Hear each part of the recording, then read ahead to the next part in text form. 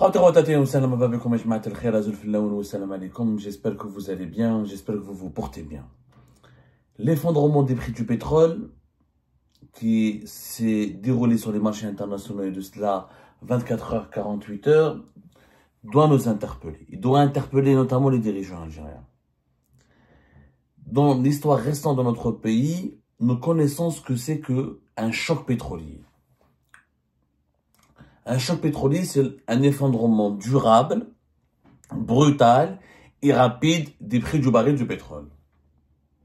Et un choc pétrolier a des conséquences désastreuses sur les pays comme l'Algérie qui sont ultra dépendants du pétrole et du gaz, puisque les prix du gaz sont indexés sur les prix du pétrole, même si depuis 2020, le marché du gaz naturel et du GNL essaie de s'émanciper du pétrole, il n'en demeure pas moins. Quand il y a des tensions internationales, quand je dis bien il y a des tensions internationales sur le marché mondial, les prix du gaz et du pétrole seront liés à un impact direct. Parce que les matières premières énergétiques, le pétrole c'est le premier matière énergétique consommée dans le monde, le gaz et le pétrole, le gaz c'est le troisième après le charbon et le pétrole, et ils ont pratiquement les mêmes usages industriels, donc le gaz ne restera pas, il ne peut pas rester indifférent, et jusqu'à aujourd'hui, beaucoup d'importants contrats gaziers sont indexés sur le pétrole, sur les prix du pétrole. Des grands pays comme la Chine ou l'Inde essayent, ou le Japon même quelquefois, de négocier quand ils achètent du gaz, ils prennent en référence les prix du pétrole.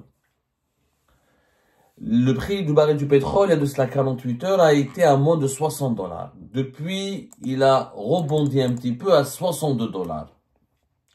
Mais beaucoup d'analystes et d'experts affirment que ce n'est pas passager et qu'il est possible que dans les mois et les semaines à venir, le baril du pétrole pourrait retomber encore une fois sous 60 $ et qu'il pourrait aller même jusqu'à même sous 50 $. Il y a plusieurs organismes internationaux, il y a plusieurs agences de cotation, il y a plusieurs cabinets d'experts, il y a plusieurs cabinets spécialisés dans l'énergie et les produits énergétiques qui estiment ou qui font des analyses ou qui établissent des grilles de lecture selon lesquelles les prix du baril du pétrole vont varier entre 60 et 50. Ça, pour les plus optimistes. D'autres cabinets, d'autres analystes estiment qu'il est vraiment probable que le prix du pétrole pourrait baisser jusqu'à 50 $. Ça, c'est Goldman Sachs, par exemple, une grande banque anglo-saxonne américaine. Elle estime que le prix du pétrole brut à 60 $ cette année, il va baisser au-dessous de 60 $. Et alors qu'elle avait estimé que le prix moyen sera de 63 $, et aujourd'hui, elle dit qu'il n'est pas impossible qu'il soit au-dessous de 60 $. D'autres experts parlent d'un baril de pétrole à 55 $. À l'heure actuelle, on ne peut pas parler de choc pétrolier. On va parler de choc pétrolier, c'est le baril de pétrole pourrait baisser à moins de 50 $. Un baril de pétrole à moins de 50 $ est tout à fait possible dans les mutations actuelles. Si les États-Unis d'Amérique augmentent leur production de pétrole de schiste, et si l'Iran trouve un accord avec les États-Unis d'Amérique de Donald Trump sur le nucléaire, ce qui lui permettra d'exporter un peu son pétrole et de ne pas subir les mêmes sanctions internationales. Et si une guerre entre Israël et l'Iran, elle est écartée de façon définitive ou de façon un petit peu officielle, et si les États-Unis d'Amérique vont contraindre si l'Europe choisit de privilégier comme fournisseur énergétique les États-Unis d'Amérique, en termes de gaz, en termes de pétrole, la conjonction de ces trois conditions, en plus, un autre élément, un quatrième élément, s'il n'y a pas d'accord pour mettre un terme aux tensions commerciales entre la Chine et les États-Unis d'Amérique, dans le cadre de cette guerre commerciale qui a commencé de cela un mois, les prix du baril de pétrole pourraient facilement chuter sur la barre des 50 $. Et là, on parlera d'un choc pétrolier. Qu'est-ce que c'est qu'un choc pétrolier? C'était quand la date du dernier choc pétrolier? En Algérie, on connaît très bien de quoi il s'agit, puisqu'en 2016, le monde a connu un choc pétrolier. En 2016, le prix du baril de pétrole, en 2014, il était à 100 $. Il est passé à moins de 30 $ début 2016.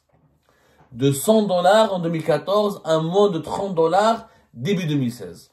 Pourquoi? Parce qu'à l'époque, les États-Unis d'Amérique sont devenus la première puissance énergétique au monde, puisqu'ils ont commencé à produire beaucoup de gaz et à produire beaucoup de pétrole. Et depuis 2000, ça a commencé en 2016, 2015, 2016, et ils ont commencé à exporter beaucoup de pétrole de schiste et de gaz de schiste.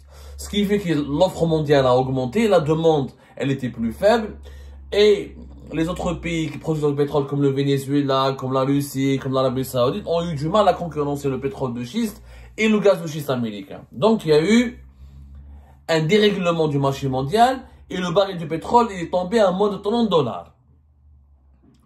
Les conséquences sur l'Algérie ont été terribles. Quelles étaient les conséquences sur l'Algérie?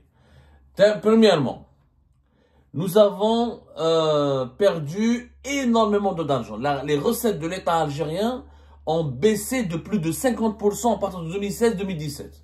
C'est-à-dire que l'Algérie a perdu 50% de moins au niveau de ses revenus de devises à partir de 2016 et 2017.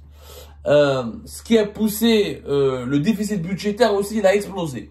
C'est-à-dire que le déficit budgétaire, c'est quoi? C'est la différence entre les dépenses et les recettes. Les dépenses et les recettes. Quand un État dépense beaucoup, quand il dépense plus que ce qu'il gagne, là, il est en situation de déficit budgétaire. Il y a déficit budgétaire quand les revenus du pays baissent par rapport à ses dépenses. Et le déficit budgétaire a commencé à exploser à partir de 2016. Qu'est-ce qui s'est passé ensuite? L'État algérien a été obligé de verrouiller, de réduire les importations, de réduire les subventions, d'augmenter la TVA, d'augmenter les taxes, et surtout, nous avons perdu nos réserves de change. On avait 193 milliards de dollars en 2014 de réserves de change.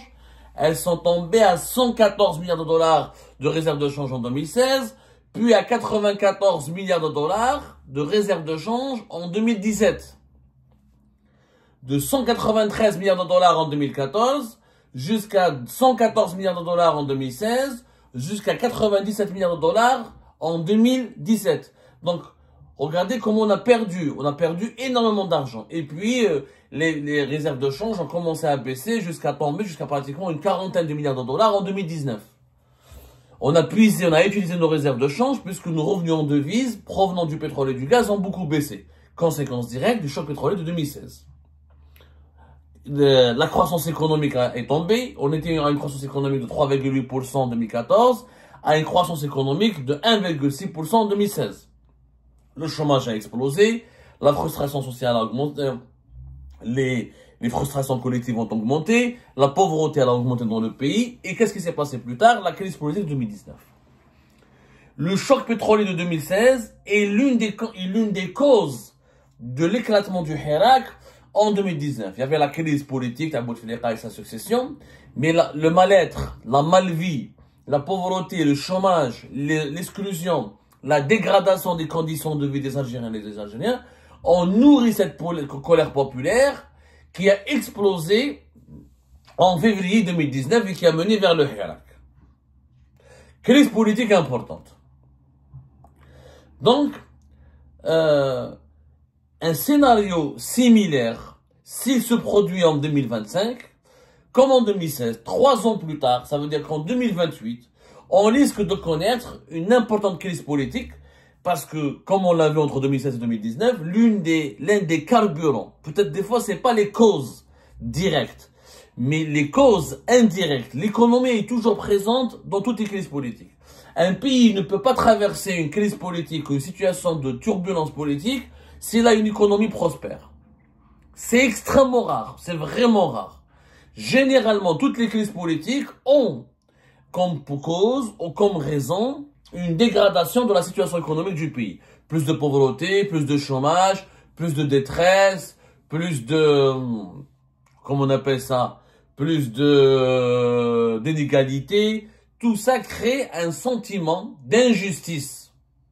Un sentiment d'injustice sociale parce que les gens n'en peuvent plus de la pauvreté, n'en peuvent plus de mal vivre et ils n'arrivent plus à... L'inflation est très élevée, le chômage et la misère sociale et ça joue sur le moral et ça pousse les populations à se révolter, à entrer à mener des luttes politiques. Les pays les plus prospères, c'est les pays qui ont le moins de crises politiques. Ça arrive, mais c'est un peu rare. Donc, faut comprendre, c'est fondamental, Il faut vraiment comprendre cet état d'esprit, c'est vraiment fondamental. Maintenant, quelle est la situation de l'Algérie aujourd'hui? Vous allez me dire, mais Abdou, peut-être que l'Algérie, elle est mieux outillée aujourd'hui qu'en 2016. Pas du tout. L'Algérie de 2025, elle est dangereusement plus instable et plus fragile plutôt. Je dirais pas instable. L'Algérie de 2016, elle est plus fragile que l'Algérie de 2025, pardonnez-moi. Elle est plus fragile que l'Algérie de 2016. Au cas d'un choc pétrolier, c'est par malheur, et ça semble, pour moi, à 50 $ le prix du baril du pétrole, déjà à 60, on est déjà dans une situation catastrophique. Pourquoi? Parce que la loi de finances 2025 a été calculée sur un baril de pétrole de 60 $. Déjà. La loi de finances, quand elle est faite en Algérie, elle est faite sur la base d'un baril de pétrole, d'un montant bien précis pour calculer les recettes et les revenus de l'État. La loi de finances 2025, elle a été fixée, le référent, on parle de référence fiscale. Le prix de référence fiscale du baril de pétrole dans la loi de finances 2025, c'est 60 $, voire 70 $ entre 2025 et 2027. Les autorités algériennes, les dirigeants algériens pensaient que les prix du baril vont osciller entre 60 et 70 $. Si les prix sont plus élevés, l'Algérie sera gagnante, elle aura des réserves de change, on aura un plus. Si les prix sont plus bas, eh ben l'Algérie sera déficitaire. C'est ce qui est en train de se passer. Puisqu'aujourd'hui, on est à peine à 60 $, à 50 $ et ça risque d'aller vers moins. Pourquoi l'Algérie d'aujourd'hui est plus fragile? Parce que d'abord, c'est pas la même population. Nous sommes aujourd'hui plus de 47 millions d'habitants et d'ici la fin de l'année 2025, on sera 48 millions d'habitants. L'Algérie en 2016, c'était même pas 40 millions d'habitants. Nous sommes 48 millions d'habitants. Donc il y a 8 millions d'Algériens et d'Algériens supplémentaires. Deuxièmement, la situation économique et financière de l'État est différente. Le budget, le problème à l'actuel régime, contrairement au régime de Bouteflika, c'est que le régime Tebboune, il est extrêmement dépensier. C'est que non seulement le pays gagne de moins en moins d'argent, mais il en dépense de plus en plus. Alors que l'Algérie, ses revenus en devises baissent de 2022 à 2023. 2022, 62 milliards de dollars. 2023, une cinquantaine de millions de dollars, une cinquantaine de milliards de dollars. 2022, une soixantaine de milliards de dollars. 2024, on attend le chiffre, mais ça sera une quarantaine de milliards de dollars, visiblement. Et plus le baril du pétrole et le prix du gaz baissent, plus les revenus de l'Algérie baissent. Or, l'État algérien, contrairement, dans une logique totalement anormale et qui sort de l'ordinaire et qui est une logique économique suicidaire, je dis bien logique économique suicidaire, elle est en train d'augmenter, l'État algérien augmente ses budgets et ses dépenses. Le budget de fonctionnement de l'État algérien en 2022, il était de l'équivalent de 74 milliards de dollars. Le budget de fonctionnement de l'Algérie en 2018 était d'équivalent de 65 milliards de dollars. Déjà, avec Tebboune, on dépensait, l'État, Tebboune dépense beaucoup plus d'argent que Bouteflika. Sauf que, à partir de 2023, Tebboune va claquer les budgets, va claquer le coffre-fort, il va braquer le coffre-fort, il va claquer tout son argent. L'argent du pays va claquer puisque on sort l'échiquier et on dépense sans compter. À partir de 2023, l'État algérien va dépasser la barre des 100 milliards de dollars de budget. Et en 2024, le budget de fonctionnement de l'État algérien va atteindre les 110 milliards de dollars. Et en 2025, on va atteindre les presque 130 milliards de dollars.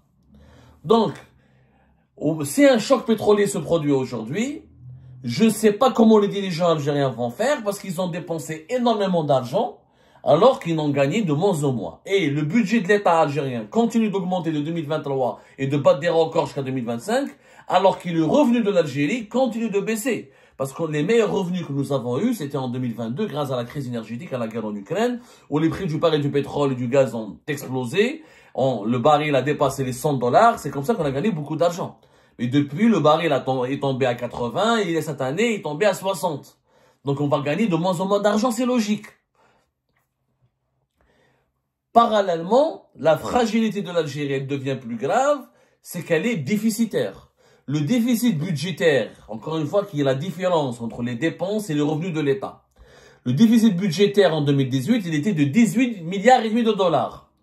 18 milliards et demi de dollars. Ça, c'était le déficit budgétaire en 2018. Le déficit budgétaire, maintenant, en 2022, ou en 2021, voilà, en 2021, le déficit budgétaire était de 22 milliards de dollars. En 2022, le déficit budgétaire, il était de 31 milliards de dollars. En 2023, le déficit budgétaire de l'Algérie était de 41 milliards de dollars. Et en 2025, le déficit budgétaire de l'Algérie est de 60, sera, à la fin de l'année, de 63 milliards de dollars. Pourquoi? Parce que la dépense de l'État algérien sera supérieure à ses revenus de 63 milliards de dollars.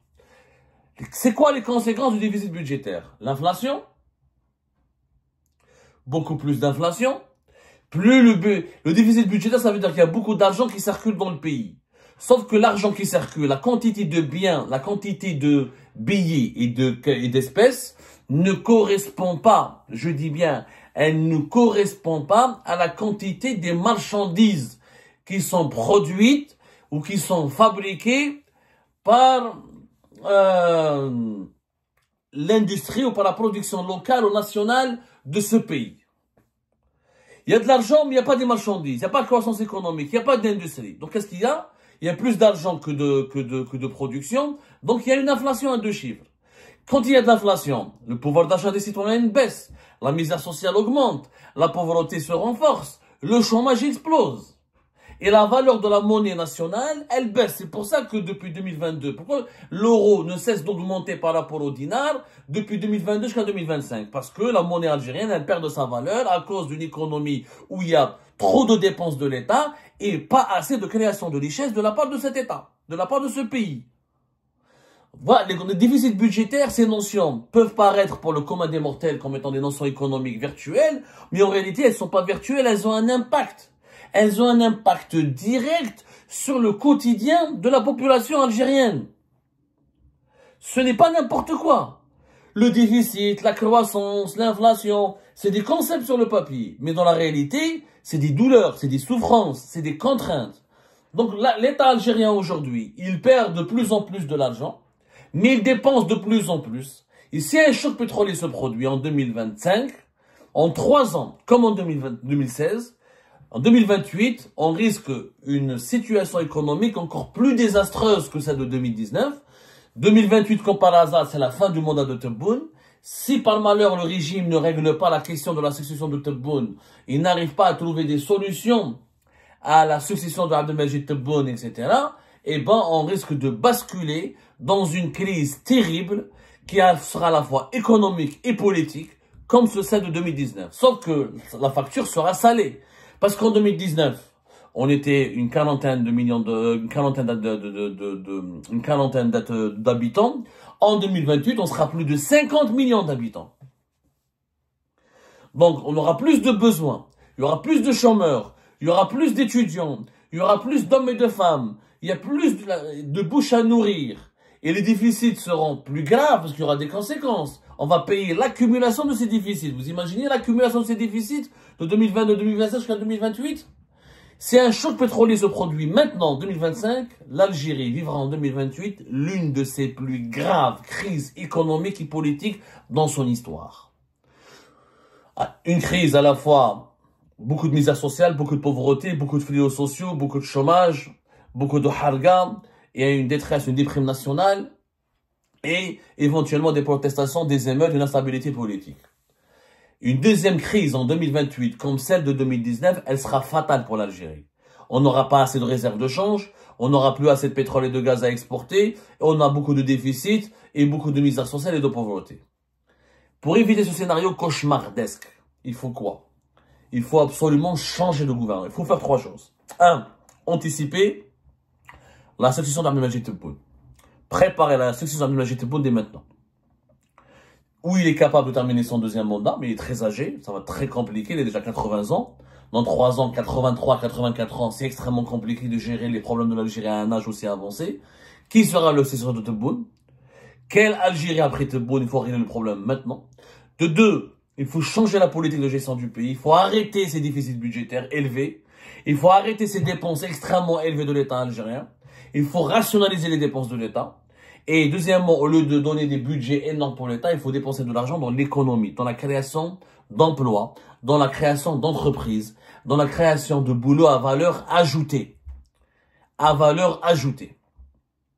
Et ça, c'est très important.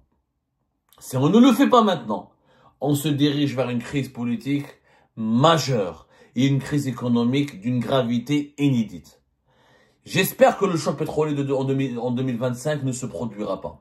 Mais avec toute la politique de Donald Trump, avec toutes les rivalités géopolitiques internationales et toutes les tensions autour des guerres commerciales qui sont lancées depuis l'arrivée de Donald Trump au pouvoir en janvier 2025 et la surproduction du pétrole et du gaz et la découverte de plusieurs gisements de gaz et de pétrole dans d'autres pays que les membres de l'OPEP ou le PEP+, tout indique malheureusement, et beaucoup d'analystes et de notes d'analystes et de notes d'analyse et de cabinets internationaux et de fonds d'investissement et d'experts internationaux convergent pour dire que nous nous dirigeons petit à petit vers un choc pétrolier.